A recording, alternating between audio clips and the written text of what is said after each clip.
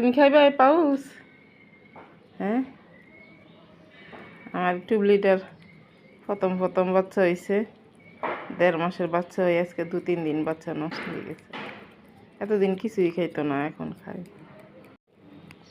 এই বুড়ে তো না, এই পাউস দিয়ে এরকম করতো। হ্যাঁ, এখন গুড হয়েছে, এখন গুড হয়েছে।